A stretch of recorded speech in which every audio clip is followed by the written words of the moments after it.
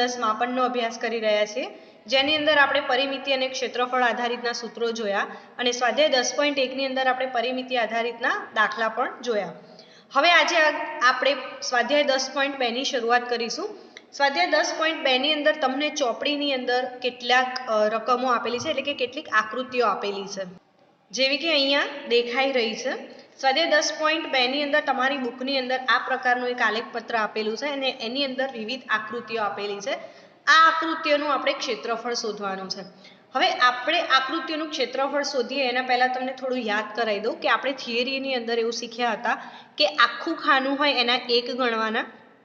આ પ્રકારે જો અડધું ખાનું હોય તો એનો 1/2 ભાગ એટલે કે અડધો ભાગ ગણવાનો, અને જો અડધા કરતાં વધારે હોય, જેમ કે અહીંયા છે આપેલું અડધા કરતાં પણ ઓછું હોય તો એને આપણે 0 ગણીએ છીએ, અને અડધું જ બાકી રહી જતું હોય તો એને પણ આપણે એક આખું ખાનું ગણીએ છીએ.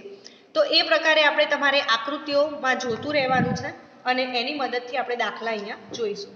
હવે એની ગણતરી કરતી વખતે આપણે શું કરતા હતા, તો ખાનાઓનો સરવાળો, એનું જેટલું પણ ક્ષેત્રફળ થતું હોય એના આધારિત આપણે સરવાળો કરવાનો છે. તો આકૃતિઓના ક્ષેત્રફળને આવરિત ચોરસની ગણતરી કરીને મેળવો આપણને એવું કીધું છે. પહેલી આકૃતિ છે, આકૃતિમાં આપેલા આખા ચોરસની સંખ્યા. હવે તમે અહીંયા તમારી આકૃતિમાં જોઈ શકો છો કે આખા ચોરસ કેટલા છે. અહીંયા તો આકૃતિની અંદર તમને 1 2 3 4 5 6 7 8 અને 9 આપેલા છે. તો આપણે અહીંયા ચોરસની સંખ્યા બરાબર લખીશું 9, અને એ ચોરસ આખા છે એટલે આપણે અહીંયા લખી શકીએ 9 ગુણ્યા 1. તો અહીંયા આપણને એનું ક્ષેત્રફળ મળશે. ક્ષેત્રફળ બરાબર 9 એકા 9. પાછળ આપણે ચોરસ મીટર એકમ લખવો પડે, કારણ કે ક્ષેત્રફળ શોધતા હોઈએ તો એનો જવાબ થાય છે 9 ચોરસ મીટર. એના પછી બીજી આકૃતિની અંદર તમને સરવાળાની નિશાની આપી છે. તમે અહીંયા આખા ચોરસ જોઈ શકો છો, 1 2 3 4 અને 5. તો અહીંયા આપણે લખીશું 5 ગુણ્યા 1. તો એનું ક્ષેત્રફળ છે આપણને મળશે, તે થશે 5 એકા 5 ચોરસ મીટર. હવે આકૃતિ સી, આકૃતિમાં આવેલા આખા ચોરસની સંખ્યા. તો અહીંયા જો આકૃતિ સી ની અંદર જે આકૃતિ આપી છે એમાં અહીંયા 1 અને 2 આખા ચોરસ આપ્યા છે, અને એના સિવાયના અડધા ચોરસ કેટલા છે, 1 2 3 અને 4. તો આપણે અહીંયા લખીશું આખા ચોરસ બરાબર 2 અને અડધા ચોરસ બરાબર 4. હવે આની ગણતરી આપણે કેવી રીતે કરવાની છે, તો 2 એકા 2 આખું ચોરસ છે એટલે આપણે 2 એકા 2 કરીશું, અને 4 જોડે 1/2નો ગુણાકાર, કારણ કે અડધું છે તો 2 દૂ થઈ ગયા 4. તો અહીંયા લખીએ 2 એકા 2 અને 2 એકા 2 એટલે એનો સરવાળો કરવાનો છે. તો 2 ને 2 થઈ ગયા 4. તો આપણે અહીંયા લખી શકીએ ક્ષેત્રફળ બરાબર 4 ચોરસ મીટર. એવી જ રીતે ડી ની અંદર તમને આકૃતિ તમારી ચોપડીમાં આપેલી છે, એ જોઈ લેવી. આખા ચોરસની સંખ્યા ગણી અને પછી અહીંયા તમારે એનો ગુણાકાર કરવાનો છે. ઈ ની અંદર પણ ફક્ત એકલા આખા ચોરસ જ આપેલા છે, એટલે એ પણ તમારે જાતે તમારી નોટબુકમાં શોધવાનો રહેશે. હવે એફ આકૃતિમાં આવેલા આખા ચોરસ અને અડધા ચોરસ. તો આખા ચોરસ અહીંયા તમને દેખાઈ રહ્યા છે, કેટલા છે, તો 1 અને 2, અને અડધા ચોરસ 1 2 3 અને 4 છે. તો આપણે અહીંયા લખીએ આખા ચોરસ બરાબર 2 અને અડધા ચોરસ બરાબર 4, એનો 1/2 ભાગ. અહીંયા જે આપણે આગળ દાખલો ગણ્યો એ જ તમારે અહીંયા કરવાનો છે. જી ની અંદર છે આકૃતિમાં આવેલા ચોરસની સંખ્યા. તો અહીંયા આખા ચોરસની સંખ્યા આપણે જોઈ લઈએ, 1 2 3 અને 4. તો આખા ચોરસની સંખ્યા છે 4. અડધા ચોરસ કેટલા છે, તો જોઈએ 1 2 3 અને 4. તો અહીંયા પણ અડધા ચોરસ છે 4. તો 4 ગુણ્યા 1/2 કરી અને તમારે એનો જવાબ મેળવવાનો છે. એના પછી એચ આકૃતિ છે અને આઈ આકૃતિ છે, બંને સેમ જ છે, એટલે કે સરખી છે, જે આપણે આગળ ગણીને એ જ પ્રમાણેની. તો એ પણ તમારે હોમવર્કમાં એના ચોરસની સંખ્યા શોધવાની છે. એના પછી જે આકૃતિમાં આવેલા આખા ચોરસ, જેની અંદર જે આકૃતિ તમારી ચોપડીમાં આપેલી હોય એમાં જોઈ લેવું એકવાર. એની અંદર આખા ચોરસ તમને 2 આપેલા છે, અને અડધા ચોરસ જે છે 1 2 3 અને 4 આપેલા છે. તો 4 એટલે કે આગળ પણ આપણે જેમ ગણ્યું એ જ પ્રમાણે અહીંયા પણ તમારે દાખલો ગણવાનો છે. હવે આપણે આગળ કેની આકૃતિ જોઈએ. તો કેની આકૃતિમાં તમને આખા ચોરસ આપ્યા છે 4 અને અડધા જે ચોરસ આપ્યા છે 2 છે. તો 2 ગુણ્યા 1/2 કરી અને એનો જવાબ તમારે શોધવાનો છે. હવે એલ અને એમ, એલની આકૃતિ, એમ અને એન, આ ત્રણની આકૃતિ થોડી સમજવી જરૂરી છે. જેમ કે અહીંયા જો આ થોડો નાનો ભાગ આપેલો છે, તો અહીંયા હું તમને એનો પ્રશ્નના જે ચોરસ લખું છું એ પ્રમાણે તમારે તમારી ચોપડીમાં શોધવાનો પ્રયત્ન કરવાનો છે. તમને ચોક્કસથી એના જવાબ મળશે. જેમ કે એલ છે, આકૃતિમાં આવેલા આખા ચોરસની સંખ્યા છે 3. આખા ચોરસ આકૃતિમાં છે 3. એવી જ રીતે અડધા ચોરસની સંખ્યા છે 4. અડધાથી વધારે એટલે કે જે અડધાથી વધારે હોય તેવા ચોરસની સંખ્યા છે 3 અને અડધાથી ઓછા ચોરસની સંખ્યા છે 1. હવે આનો ગુણાકાર કેવી રીતે કરવો? તો આખા ચોરસ બરાબર થઈ ગયા 1. અડધા ચોરસ છે એટલે કે આપણે અહીંયા 1/2 લખવું પડે. અડધાથી વધારે હોય તો પણ એનો ગુણાકાર એક સાથે જ થાય. અડધાથી વધારે એટલે એક સાથે થાય. અને અડધાથી ઓછા હોય તો 0. તો અહીંયા આવશે 3 એકા 3. અહીંયા આપણે છેદ ઉડાડીએ 2. તો અહીંયા 2 એકા 2. અહીંયા 3 એકા 3 અને અહીંયા 0 થઈ જાય. તો 3 ને 2 5, 6, 7 અને 8. તો આપણને ક્ષેત્રફળ મળશે 8 ચોરસ એકમ. એમ આકૃતિની અંદર પણ અહીંયા જે તમારી ચોપડીમાં આપી છે એ આકૃતિ તમારે જોવાની છે. આખા ચોરસની સંખ્યા છે 7. અડધા ચોરસની સંખ્યા છે 0. અડધાથી વધારે ચોરસની સંખ્યા છે 7 અને અડધાથી ઓછા ચોરસની સંખ્યા છે 4. તો અહીંયા તમે કરશો 7 એકા 7. અહીંયા તો ગુણાકારમાં 1/2 લખો તો પણ એ 0 જ થઈ જશે.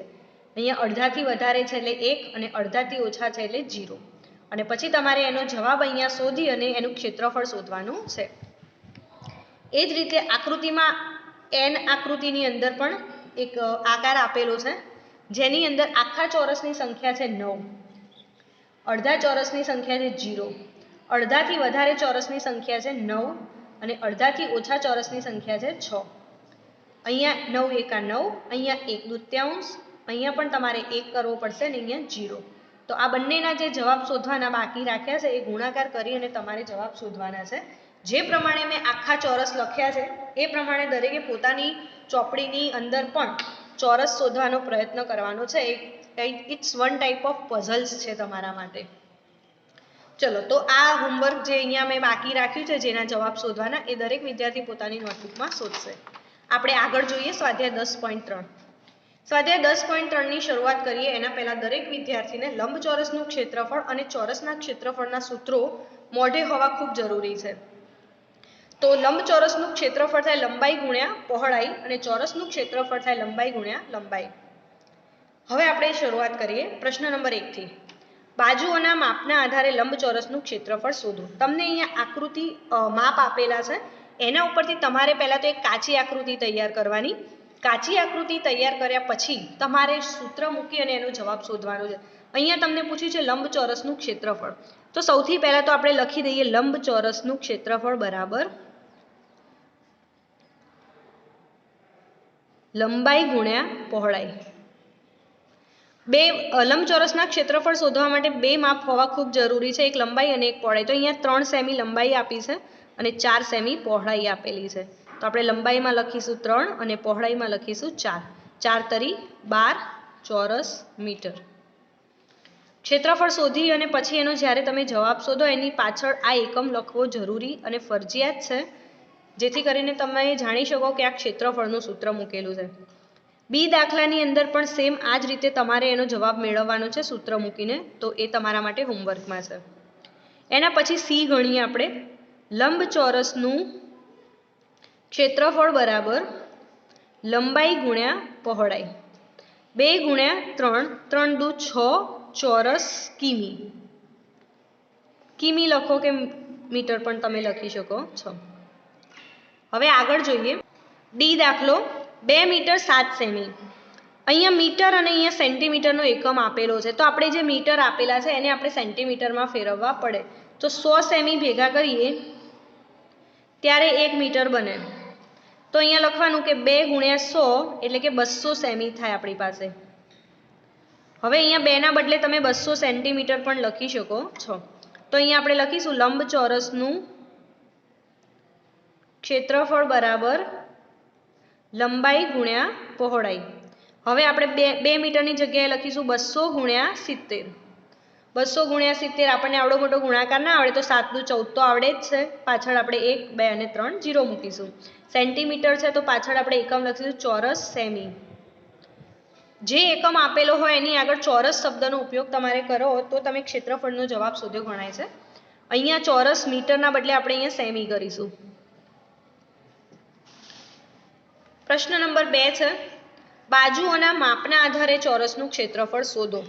અહીંયા તમને ચોરસનું ક્ષેત્રફળ પૂછ્યું છે, તો ચોરસના ક્ષેત્રફળનું સૂત્ર છે લંબાઈ ગુણ્યા લંબાઈ. ચોરસના ક્ષેત્રફળના જ્યારે પણ દાખલા આપેલા હશે તો તમને ફક્ત એક જ માપ આપેલું હશે, કોઈ પણ એક બાજુનું. તો આપણે અહીંયા લખીશું લંબાઈ ગુણ્યા લંબાઈ. 10 સેમી છે તો 10 ગુણ્યા 10. 10 ને 10 થઈ ગયા 100. પાછળ સેમી છે એટલે આપણે એકમ લખીશું ચોરસ સેમી. તો આ એનો જવાબ છે. 14 સેમી છે તો અહીંયા આપણે સૂત્ર મૂકીએ, ચોરસનું ક્ષેત્રફળ બરાબર લંબાઈ ગુણ્યા લંબાઈ. 14 ગુણ્યા 14. એનો જવાબ દરેકે જાતે શોધવાનો રહેશે અને પાછળ સી જે દાખલો છે એ દાખલો દરેકે હોમવર્કમાં ગણવાનો છે. આગળ છે પ્રશ્ન નંબર 3.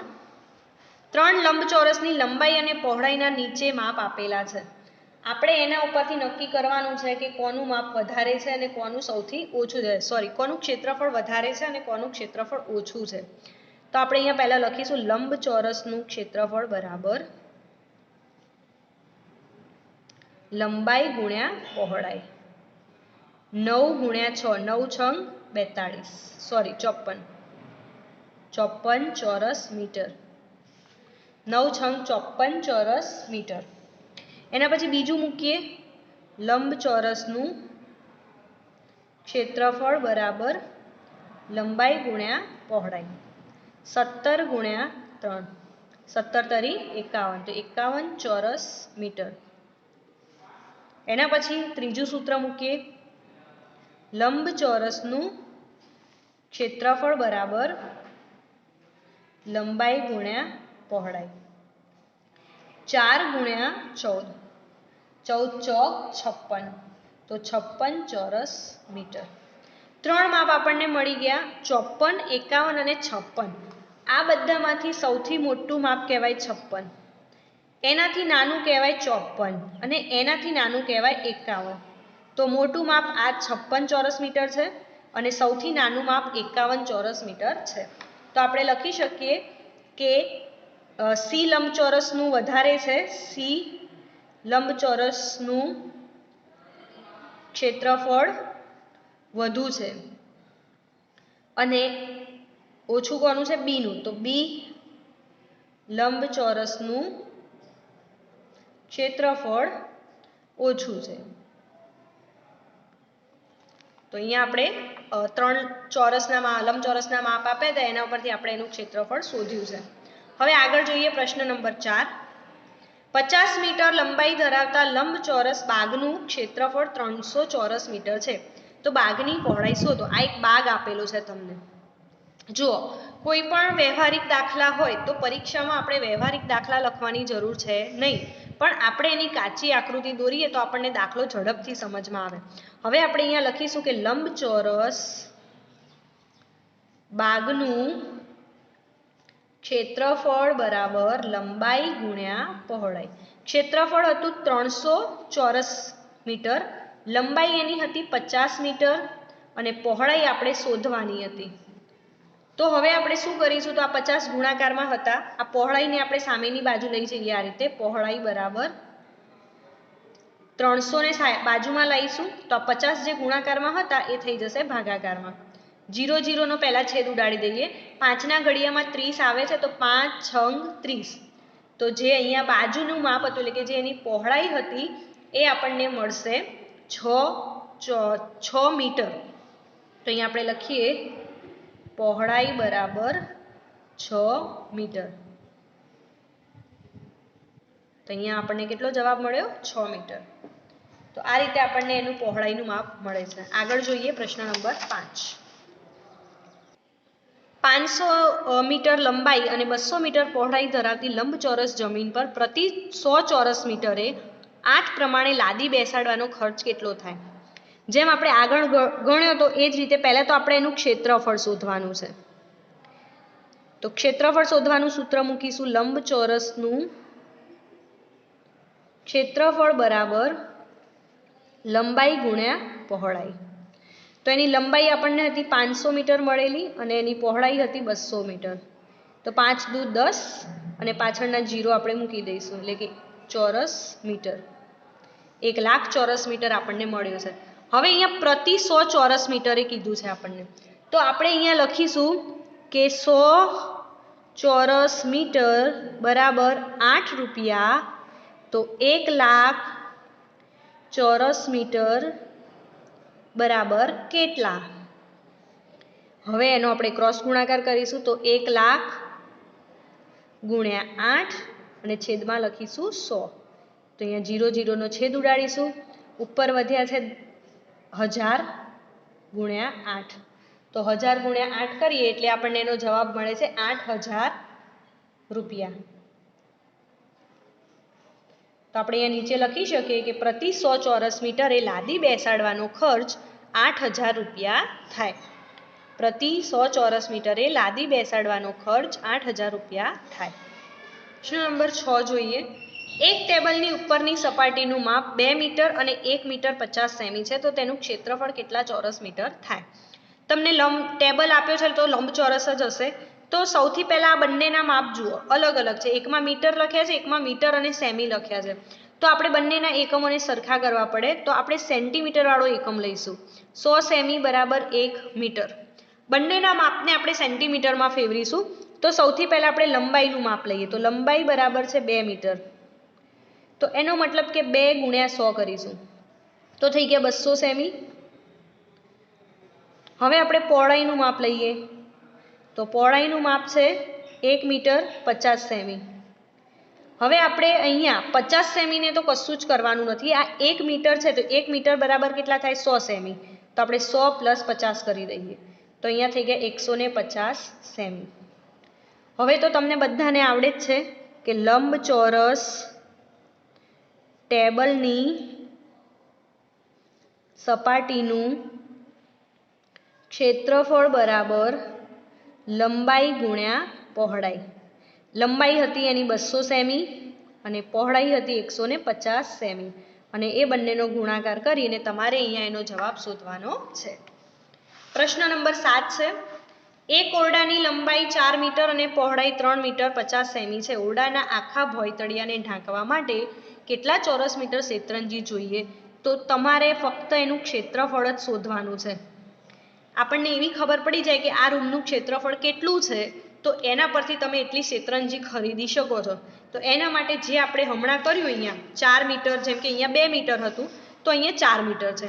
અહીંયા 1 મીટર 50 સેમી હતું તો અહીંયા 3 મીટર 50 સેમી છે. તો આગળનો જે પ્રશ્ન નંબર 6 આપણે કર્યો છે એ જ રીતનો તમારે અહીંયા પ્રશ્ન નંબર 7 કરવાનો છે. ચલો આગળ જોઈએ પ્રશ્ન નંબર 8. એક ભોંયતળિયાની લંબાઈ 5 મીટર અને પહોળાઈ 4 મીટર છે. તેના પર 3 મીટર બાજુવાળી એક ચોરસ શેતરંજી પાથરેલી છે.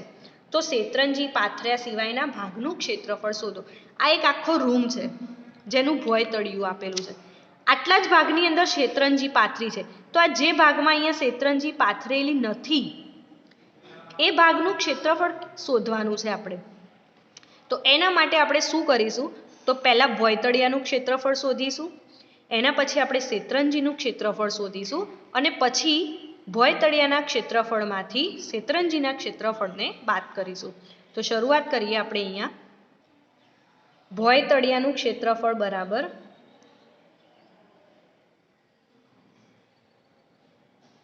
ભોંયતળિયું જે છે લંબચોરસ છે, તો અહીંયા એનું ક્ષેત્રફળ આવશે લંબાઈ ગુણ્યા પહોળાઈ. તો 5 ગુણ્યા 4 એટલે 5 ચોક 20 ચોરસ મીટર. હવે શેતરંજી છે એ ચોરસ છે, તો ચોરસના ક્ષેત્રફળનું સૂત્ર મૂકીશું, પણ લખીશું આપણે શેતરંજીનું ક્ષેત્રફળ બરાબર લંબાઈ ગુણ્યા લંબાઈ. તો 3 ગુણ્યા 3 એટલે કે 9 ચોરસ મીટર. હવે આપણને આખું અહીંયા મળી ગયું, તો હવે આપણે શું કરવાનું? તો અહીંયા આપણે લખીશું શેતરંજી પાથર્યા સિવાયનું ક્ષેત્રફળ બરાબર ભોંયતળિયાનું ક્ષેત્રફળ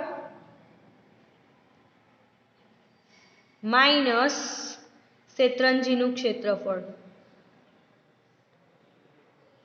તો ભોંયતળિયાનું ક્ષેત્રફળ હતું 20 ચોરસ મીટર અને શેત્રુંજીનું ક્ષેત્રફળ આવ્યું 9 ચોરસ મીટર. તો 20માંથી 9 જાય તો અહીંયા કેટલા વધશે આપણી પાસે? 11 ચોરસ મીટર. તો એનો મતલબ કે જે શેત્રુંજી પાથર્યા સિવાયનું ક્ષેત્રફળ છે અહીંયા એ આપણને 11 ચોરસ મીટર મળે છે. તો આપણે અહીંયા પ્રશ્ન 8 સુધીનો આપણો દાખલો રાખીએ છીએ. નેક્સ્ટ વિડીયોમાં આપણે આગળના દાખલા જે બાકી રહ્યા છે તેનો અભ્યાસ કરીશું. દરેક વિદ્યાર્થીએ જે દાખલા હોમવર્કમાં આપ્યા છે એ દાખલાને પોતાની નોટબુકમાં વ્યવસ્થિત રીતે લખવાના છે. જેની અંદર HW લખ્યું છે એ જાતે ગણવાનો પ્રયત્ન કરવાનો છે. જેમાં ક્વેશ્ચન માર્કની નિશાની છે એનો જવાબ શોધવાનો તમારે પ્રયત્ન કરવાનો છે. નેક્સ્ટ વિડીયોમાં મળીએ છીએ આગળના સ્વાધ્યાય સાથે. ત્યાં સુધી બાય.